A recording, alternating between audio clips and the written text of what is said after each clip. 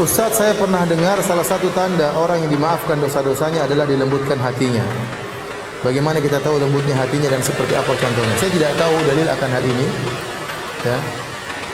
Kalau kita sudah bertobat, kita husnudzon kepada Allah Subhanahu wa taala. Allah Maha penerima taubat. Saya katakan tadi, Allah lebih sayang kepada hambanya daripada seorang ibu terhadap anaknya.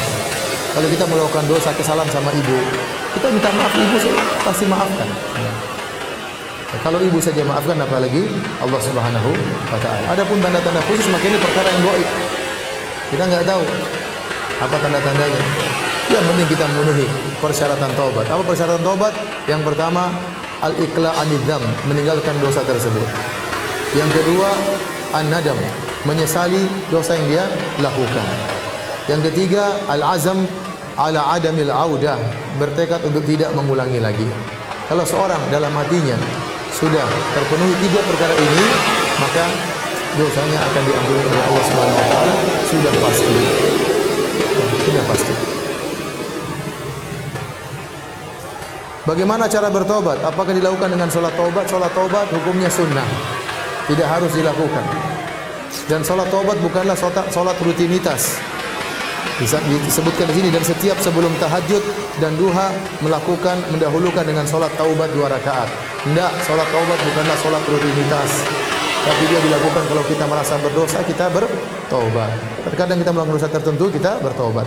Namun dia tidak wajib. Seorang bertobat dengan hatinya, dengan mulutnya, dengan lisannya, istighfar, maka itu yang wajib. Adapun jika disertai dengan salat taubat, maka itu baik, namun tidak wajib.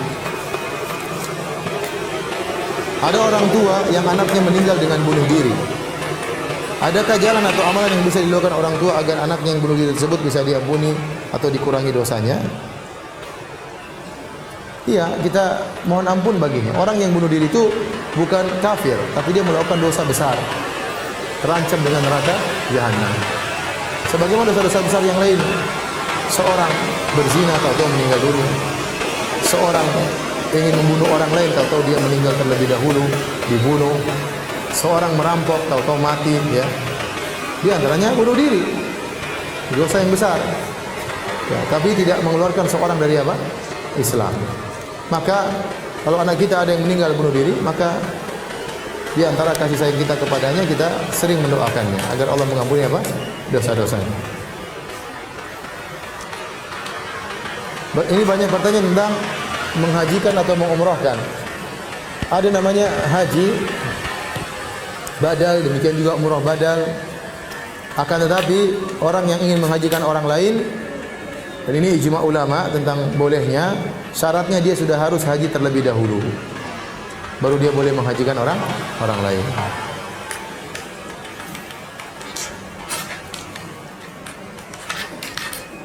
Doa agar Allah merahmati dan mengampuni dosa kita. Ya, banyak kita istighfar, astagfirullah, astagfirullah, astagfirullah, tubu ilaih, astagfirullah, tubu ilaih, rabbi ghfirli wa tub alayya.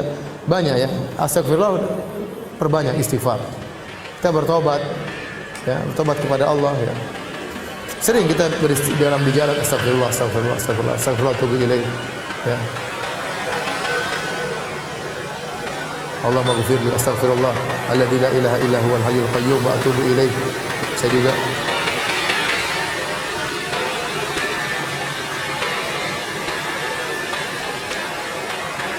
apakah berdosa bila menyembunyikan atau tidak menceritakan hal-hal yang tidak menyenangkan kepada suami agar suami tidak stres, tidak ikut memikirkan hal yang tidak menyenangkan? Iya, tidak semua kita ceritakan kepada suami. Tidak semua yang ada di benak kita ceritakan kepada suami. Kalau menurut kita suami tidak perlu tahu, ya nggak usah kasih tahu. Tapi kalau menurut kita suami perlu tahu karena ini berkaitan dengan kemaslahatan rumah tangga, maka kasih tahu. Tapi kalau ada tetangga bertengkar kemarin, kita lihat lempar-lemparan sama suami istri, satu lempar piring, satu lempar pisau, nggak usah kita cerita, nanti suami stres.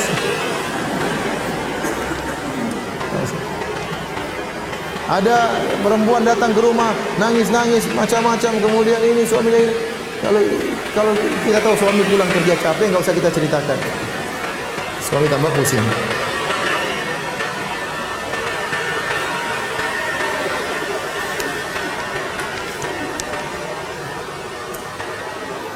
Bagaimana pendapat Ustaz jika kita pada masa lalu melakukan dosa besar dan telah bertobat serta berhusnudzan kepada Allah bahwa Allah Maha Pengampun, tapi seringkali masih teringat akan dosa tersebut, padahal Allah telah menutup aib kita. Tidak apa kalau kita ingat, kita istighfar lagi. Kita ingat, kita istighfar lagi. Mungkin Allah membuat kita ingat agar kita sering beristighfar, agar kita sering bertobat. Tapi kita yakin Allah sudah mengampuni. Tapi tidak mengapa kita sering beristighfar. Saat ini saya wira swasta, dahulu saya kerja di bank riba. Alhamdulillah usaha saya maju. Apakah penghasilan saya saat ini halal? Mengingat modal awal usaha saya berasal dari penjualan rumah yang dahulu didapat dengan cara KPR bank. Mudah-mudahan tidak mengapa. Ya. Barang siapa yang bertobat dari riba, maka hasil riba yang pernah dia dapatkan, ya, falahu ma salaf. Kata Allah bagi dia apa yang telah lalu. Maka tidak mengapa, mudah-mudahan, ya.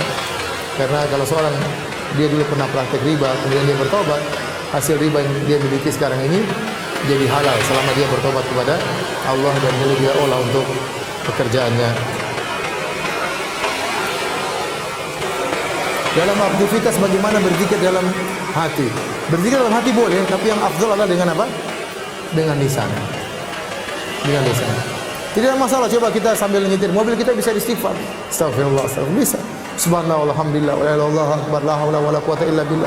Sambil nyetir. Tapi kalau sambil baca metas makin susah ya. Astagfirullah. Jadi kalau sambil nyetir, sambil goreng tempe, sambil minum suara astagfirullah, astagfirullah, bisa. Karena tidak butuh konsentrasi. Kalau sambil baca kan susah. Bagaimana istighfar kita sambil baca berita? Tidak bisa. Ustaz, kita sudah bertobat dan sudah meninggalkan dan tidak mau kembali lagi ke masa lalu. Tapi jejak-jejak yang berhubungan dengan dosa-dosa lalu masih tidak bisa dihindari. Tempat tinggal, family, karena tidak bisa dihindari. Bagaimana Ustaz? Tidak mengapa, yang penting kita menjaga diri. Yang penting kita menjaga diri.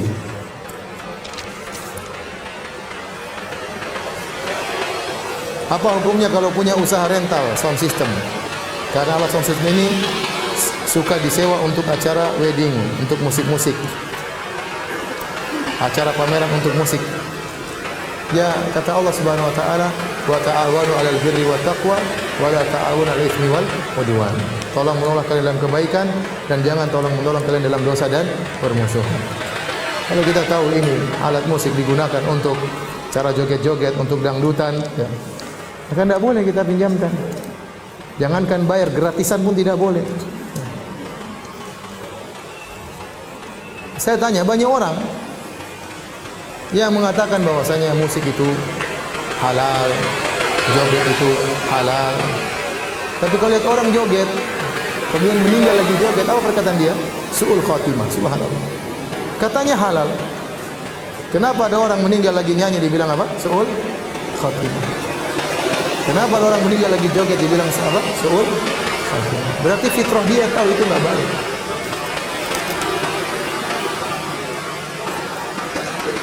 Apakah kita kalau bertobat harus dikatakan apa dosa-dosa kita? Enggak.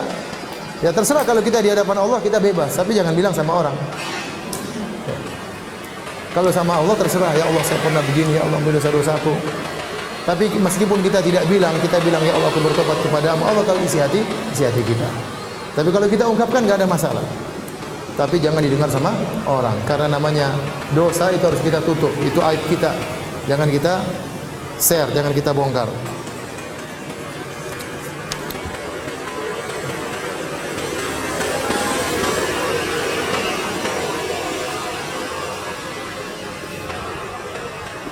Ustadz, memajang foto selfie di medsos adalah dosa jariah. Dikategorikan dosa jariah itu untuk yang buka aurat atau sama pula dengan yang berhijab.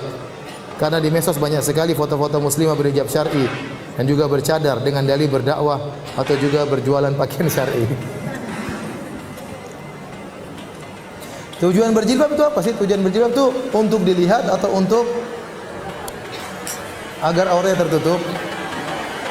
Bukan untuk cari perhatian. Makanya di antara syarat jilbab tidak boleh memakai jilbab yang menarik perhatian. Makanya waktu Nabi SAW menyebutkan sinfani min ahli nar, dua penghuni neraka jahanam yang aku lihat di antaranya nisaun kasiyatun ariyatun ma'ilatun mumilatun ru'usuhunna, kata Nabi, wanita yang berpakaian tapi telanjang, yang berjalan berlenggak-lenggok, menarik perhatian para lelaki. Kepala mereka seperti punuk onta. Kenapa? Waktu mereka berjalan dilihat oleh banyak orang. Ini sebenarnya simbol bahwasanya orang berjilbab tidak boleh yang menarik perhatian orang lain. Kalau dia pakai jilbab dengan model yang buat orang semua ngelirik, apalagi laki-laki melirik, itu berarti fungsi jilbab tidak dia dapatkan. Berarti fungsi jilbab tidak dia dapatkan. Saya bilang ibu-ibu sekalian, ya. Ibu-ibu ini banyak yang cantik-cantik, ya. Maka jangan tempelkan wajah cantiknya tersebut di medsos. Orang lihat akan terpesona. Ya salah yang lihat. Ya yang lihat juga salah. Anti yang juga majang juga salah. Kalau dilihat tidak sengaja, anti tidak bermaksud memajang, terlihat gak ada masalah. Tapi kalau anti kemudian dengan wajah yang cantik kemudian, ya nggak mungkin anti baru bangun tidur kemudian foto masukkan ke medsos, kan nggak mungkin. Kan sudah berhias dulu, sudah ini rapi, baru foto senyum-senyum, baru kemudian masuk di medsos, kemudian bisa dilihat oleh semua orang. Kalau anti grup di antara akhwat nggak ada masalah, tapi harus amanah semuanya. Insya Allah nggak ada masalah. Tapi kalau grup terbuka, semua orang bisa lihat, maka ini masalah.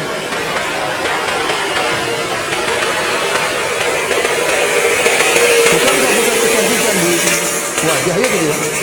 Di wajah pusat kecantikan. Yang bisa menggoda orang diantaranya wajah, kecantikan wajah.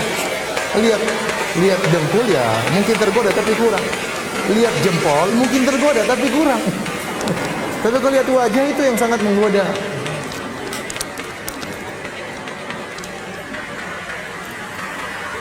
Ustaz, saya sering ikut pengajian tapi suami masih senang musik. Ya dinasihati pelan-pelan. Siapa sih tidak suka musik? Semua orang juga suka musik. Tapi kita harus lawan, ini tidak boleh, ini tidak benar, dilarang oleh Allah Subhanahu Wa Taala. Sampaikan kepada suami, Mas, kita mau cari kebahagiaan bukan dengan musik. Banyak orang menyangka mereka dapat kebahagiaan dengan musik, jawabannya tidak. Ya saya dulu juga pemusik ya. Apakah bahagia dengan musik? Jawabannya tidak. Kalau memang musik membawa kebahagiaan, harusnya para pemusik itu orang-orang yang paling bahagia. Ternyata tidak. Mereka juga stres, kemudian rumah tangganya hancur, khamar, kasus macam-macam, sampai ada yang bunuh diri. Memang ada dirasakan. Orang hisap morfin dia lezat. Orang berzina lezat tapi dia bahagia? Enggak. Setelah dia berzina ada kegelapan dalam hatinya. Kalau ingin bahagia jangan dengar musik, baca Quran dengan tilawah. Baru itu bahagia. Tapi nasihati suami baik-baik, pelan-pelan. Semuanya butuh proses.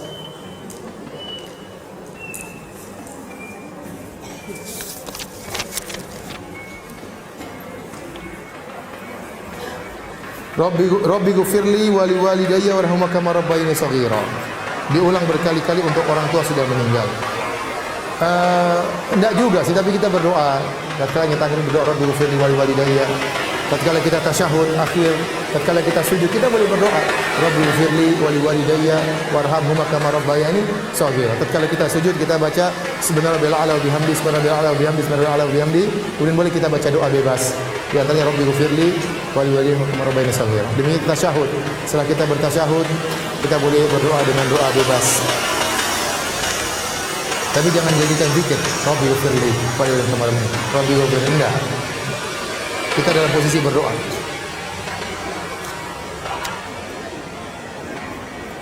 Dalam rincian penggugur dosa ketiga, amal soleh atau kebaikan-kebaikan. Apabila memiliki tetangga yang memelihara kucing dan akhirnya banyak kucing-kucing lain yang berkumpul, termasuk yang tidak dipelihara, dan kotorannya dibiarkan di sembarang tempat. Namun pemilik kucing termasuk orang yang rajin melakukan ibadah sunnah dan wajib. Apakah ini termasuk perbuatan zalim yang bisa diampuni? Masih mengingat hingga kini masih saja hal tersebut berlangsung. Kita tegur ya, karena kita boleh berbuat baik tapi tidak boleh mendolimi apa? Orang. Ya. Jangan sampai kita melihara hewan kemudian hewan itu tidur di rumah kita bersih, BO-nya di tetangga. Jangan. Ya, kita jangan mendolimi orang. Nasihati baik-baik, sampaikan. Ya. Bilang kayaknya kucingmu ini pandai bergaul. Lihat banyak kucing-kucing kumpul di sini sekarang. Ya. Sampaikan baik-baik. Saya mau bertanya, apakah seorang makmum baca Al-Fatihah kalau imamnya tidak membaca dengan jahar, bacanya sir seperti salat duhur, salat asar, maka dia baca apa? Al-Fatihah. Demikian juga imam pada rakaat ketiga, rakaat keempat, maka makmum baca Al-Fatihah. Jadi imam baca Al-Fatihah tatkala salat duhur, salat asar, demikian juga salat maghrib dan isya pada rakaat ketiga dan rakaat keempat. Adapun kalau imam ternyata bacanya dengan jahar, dengan suara yang keras, maka makmum tugasnya mendengarkan. Tidak perlu dijaharkan. Karena fungsi imam baca itu untuk didengar oleh makmum. Imam baca buat siapa? Buat kita dengar. Kalau Allah Maha mendengar, kita dengar. Nah, kalau kita Allah tatkala imam baca Quran, kita ternyata baca sendiri, kemudian dia baca buat siapa? Akhirnya apa? Kalau imam baca, kita baca juga di belakang, akhirnya kita tidak konsentrasi. Akhirnya kita baca cepat-cepat. Bismillahirrahmanirrahim. Maliki yaumiddin, kan? Kita nggak tahu kenapa suara kita kalah dengan suara imam pakai mikrofonnya besar. Akhirnya apa? Kita tidak konsentrasi. Jadi yang benar bahwasanya ini ada khilaf, tapi yang benar bahwasanya kalau imam sudah baca dengan suara keras, kita tidak perlu baca lagi. Ustaz, apakah dosa pernah berbuat zina termasuk dosa yang bisa diampuni? Iya. Ini dosa besar, tapi kalau orang bertobat kepada Allah, maka dia akan diampuni oleh Allah Subhanahu wa taala. Ini tidak perlu cerita ke orang lain. Tidak perlu cerita kepada orang lain. Apapun dosa yang dia lakukan, dia pernah berzina, pernah ini, jangan dia cerita sama orang lain. Itu aib, dia sembunyikan. Jangan dia ceritakan kepada suaminya, jangan dia ceritakan kepada istrinya. Itu aib, dia sembunyikan. Ada orang datang kepada seorang ustaz, ustaznya cerita sama saya. Dia bilang, Ustaz, saya mau cerita dosa, Ustaz. Kata Ustaz, jangan kau cerita, enggak boleh. Ustaz, saya enggak tenang, saya harus cerita sama antum.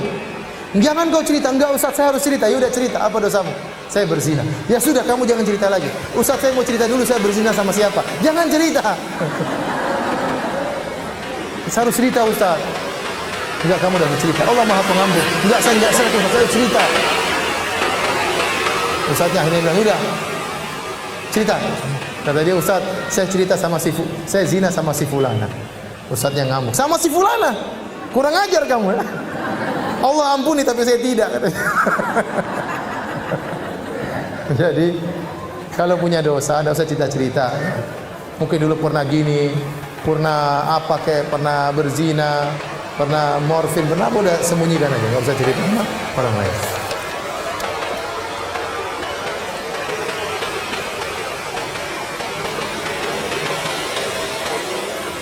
Ustaz, jika hasil ditimbang ternyata kita di neraka, waliyadzubillah. Setelah divonis, dihisab, ternyata kita di neraka. Apakah ada kebaikan amalan yang bisa mengangkat kita ke surga? Ya sudah nggak bisa, kalau kita sudah di neraka nggak bisa beramal soleh lagi. Tetapi bisa jadi kita dikeluarkan dari neraka karena syafaat. Karena syafaat. Syafaat dari Nabi SAW. Syafaat dari kerabat-kerabat kita, syafaat dari teman-teman kita yang soleh dan soleha, bisa mengeluarkan seorang dari neraka jahanam.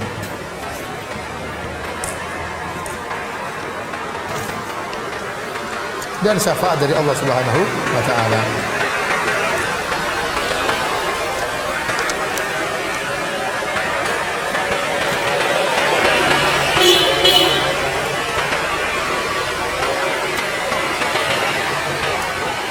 Mau bertanya Ustaz mengenai bagaimana jika kita sudah meminta maaf kepada seorang yang telah kita sakiti, tapi dia tidak mau lagi berhubungan silaturahmi dengan kita. Tapi dia mengatakan bahwa dia sudah ikhlas memaafkan. Ikhlas beneran apa ikhlas terpaksa? Apakah maaf kita diterima Ustaz? Ya mudah-mudahan. Tetap kita berbuat baik. Belum tentu dia mau bergaul lagi dengan kita, dia khawatir terulang lagi kedua kali. Tidak wajib kemudian dia mau dekat lagi dengan kita. Yang penting kita sudah minta maaf, kita berbuat baik kepada dia. Ini dia sudah bilang saya sudah ikhlaskan, ya sudah, kita baik saja. Kalau dia mau bergaul lagi dengan kita, alhamdulillah. Kalau enggak ya enggak apa-apa. Yang penting kita jangan dendam dan jangan menambah lagi kesalahan kita. Ya. Apakah zikir pagi dibaca jam 9 pagi dan zikir petang dibaca habis maghrib itu boleh Ustaz? Asalnya zikir pagi dibaca sebelum terbit matahari, sebelum terbit matahari. Dan asalnya zikir petang dibaca sebelum terbenam matahari, menjelang terbenam matahari terbaik. Tapi kalau memang ada halangan, maka tidak mengapa, karena waktu al-masa petang secara bahasa Arab mencakup di malam hari, terutama doa-doa yang ada zikirnya, doanya. Semakin kita cepat baca doa, semakin apa? Semakin baik. Ya, oleh karenanya dibaca sebelum terbenam matahari. Namun kalau tertunda karena ada kesibukan, boleh pada maghrib, boleh juga pada isya. Demikian juga zikir pagi, asalnya dibaca sebelum terbit matahari. Kalau sudah terbit matahari, ingin dibaca, nggak ada masalah. Ustaz, ada pertanyaan titipan. Apakah menikah harus dengan orang yang kita jatuh cinta kepadanya? Dan menikah apa harus menunggu lulus kuliah terlebih dahulu? Semuanya tidak harus. Kalau ditanya apakah harus kita menikah dengan orang yang kita jatuh cinta kepadanya, tidak harus. Tetapi kalau itu bisa, itu lebih baik. Ya. Karena kecintaan itu menambah kelanggengan kehidupan rumah tangga. Makanya disyariatkan nazar. Kenapa kita nazar? Supaya kita suka, kita tertarik, baru kita menikah. Kalau kita enggak tertarik, maka sebaiknya jangan, ya, karena akan mengganggu kebahagiaan kehidupan rumah tangga. Maka disyariatkanlah nazar, melihat, untuk menumbuhkan rasa cinta tersebut. Tapi apakah kita harus menikah dengan orang yang kita cintai? Belum tentu. Kebahagiaan tidak harus bersama dengan orang yang kita jatuh cinta kepadanya. Ya. Tapi kalau bisa kepada orang yang kita cintai, itu yang terbaik. Apakah menikah harus tunggu kuliah? Tidak harus. Yang penting ente punya modal. Banyak orang menikah masih SMP sudah menikah, SMA sudah menikah. Ya. Saya sampaikan, saya punya kawan, dia menikah, dia masih kelas 2 SMA menikah, tinggal di rumah bapaknya. Setelah dia punya anak 2, baru kemudian dia keluar dari rumah orang tua. Sekarang saya tanya sama dia, berapa anakmu? Anak saya 10. Masya Allah, itu baru laki-lakinya katanya. Apakah musibah dapat dicegah atau tidak? Dicegah sama sekali, sudah takdir. Kalau sudah ditakdirkan, tidak akan bisa dicegah. Namun selama kita tidak tahu apa takdir kita, maka kita berusaha melakukan amalan-amalan yang bisa mencegah kita dari, terhalang kita dari takdir yang buruk. Ya, semua sudah ditakdirkan, tapi kita tidak tahu apa takdir yang kepada kita. Yang penting kita melakukan sebab. Di antara hal-halnya yang menghilangkan kita dari kesudahan yang buruk, misalnya adalah berbuat baik kepada orang lain. Kata Nabi sallallahu alaihi wasallam, "Sunaiul ma'ruf tapi masari asu", berbuat baik kepada orang lain menghindarkan dari kesudahan yang buruk.